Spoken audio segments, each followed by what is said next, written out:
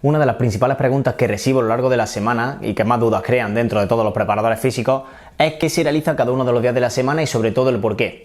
Pues bien, en el vídeo de hoy vamos a estar hablando qué tipo de entrenamiento deberíamos de realizar en el MD-4, en el primer día del bloque de sobrecarga. Día orientado hacia la tensión y hacia la fuerza. Así que sin más, vamos a ello.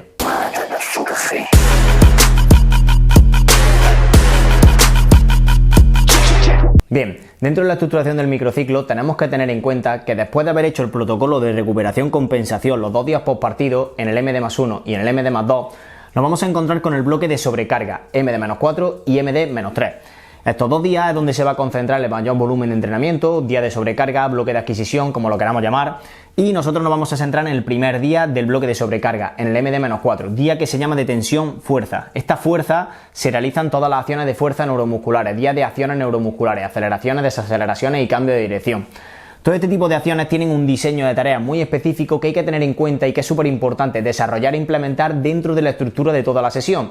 Es una de las cosas que siempre hablo con todos los preparadores físicos. Cuando yo estructuro mi sesión, todas las tareas dentro de mi sesión tienen que ir orientadas hacia la misma capacidad condicional. No podemos ir variando, hacer tareas en espacios pequeños, en espacios muy amplios, luego volver a espacios pequeños, luego volver a espacios grandes, espacios anchos, espacios estrechos. Tenemos que tener en cuenta los metros cuadrados por jugador y el número de jugadores que vamos a introducir dentro de nuestras tareas.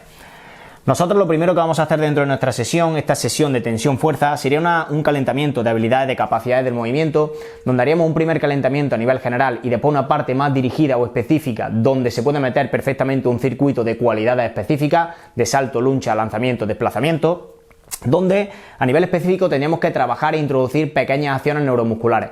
Todo este tipo de acciones que nos van a preparar para entrar posteriormente a toda la sesión.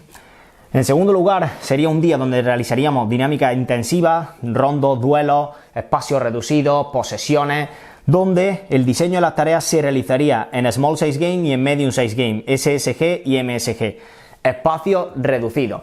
Esta tabla que os dejo por aquí, de Julen Castellano y David Casamichana, que recoge perfectamente en su libro, nos la tenemos que tatuar. Tenemos que tener en cuenta que este día se desarrollan las acciones de fuerza neuromusculares, pero tenemos que tener y partir de la base que nosotros vamos a trabajar por debajo de 100 metros cuadrados por jugador y hasta 4 jugadores por equipo. ¿Podemos meter más de 4 jugadores por equipo en una tarea? Perfectamente, se pueden meter también 5, incluso hasta 6 jugadores por equipo, pero a partir de aquí ya nos iríamos al segundo cuadrante, donde nos iríamos a la fase de activación, a la fase de recuperación, en función también de los metros cuadrados por jugador que vayamos a introducir. Pero nosotros nos vamos a quedar perfectamente con este cuadro. Creo que especifica muy bien y ejemplifica muy bien qué diseño de tareas tiene que tener toda mi sesión. Como veis aquí, os he puesto el espacio de juego, que sería un espacio pequeño, un espacio reducido, donde como máximo trabajaríamos alrededor de los 100 metros cuadrados por jugador.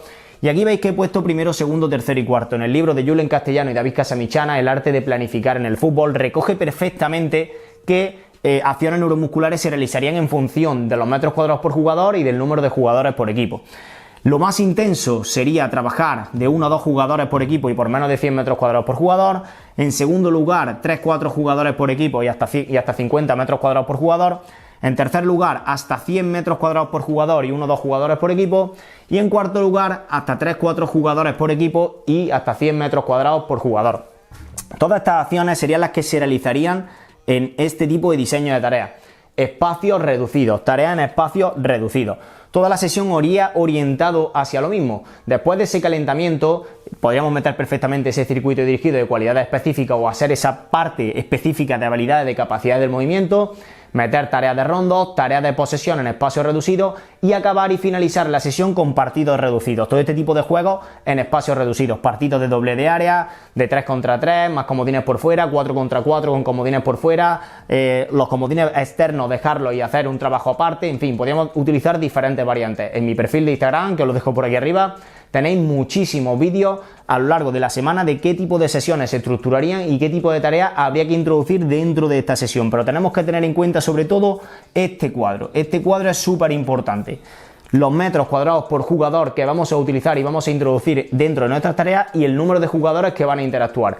Si meto más metros cuadrados por jugador, nos estaríamos yendo hacia la parte de resistencia. Si meto más número de jugadores y también aumento los metros cuadrados por jugador, nos iríamos hacia la fase de velocidad. Todas esas acciones de HSR, VHSR, High Speed Running, Very High Speed Running, todas estas acciones de alta intensidad y muy alta intensidad.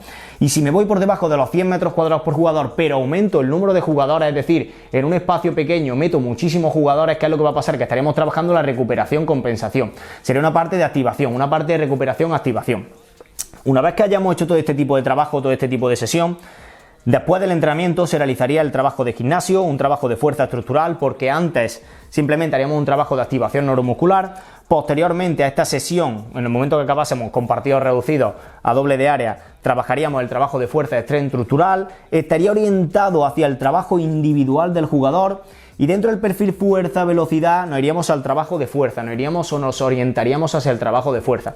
Como digo, la sesión pre-entrenamiento sería una activación a nivel grupal de activación neuromuscular y la sesión post-entrenamiento sería una sesión individual orientada hacia las necesidades del jugador.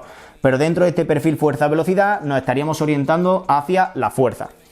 Pues bien, dentro de la estructuración de mi sesión, a la hora de diseñar mis tareas, tengo que tener en cuenta que cuando estructuro mi sesión tengo que ir de lo más general a lo más específico, pasando por general, dirigido, especial y competitivo, en función del tipo de microciclo y el diseño de tareas que vayamos a realizar.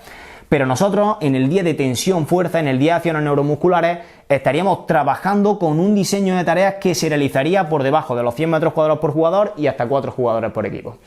Este aspecto es súper importante tenerlo en cuenta porque si yo me voy a un espacio más grande o me voy a más jugadores por equipo, no voy a estar trabajando la capacidad condicional que quiero trabajar. Por eso uno de los mayores errores que veo en la mayoría de los preparadores físicos, en muchos preparadores físicos, sobre todo cuando estamos empezando, es que dentro de la sesión queremos hacer absolutamente de todo. Y esto es uno de los grandes errores. Meto tareas en espacio reducido, después meto una tarea en espacio mucho más amplio, estoy trabajando una capacidad condicional totalmente diferente y automáticamente estoy disparando la carga de esa sesión.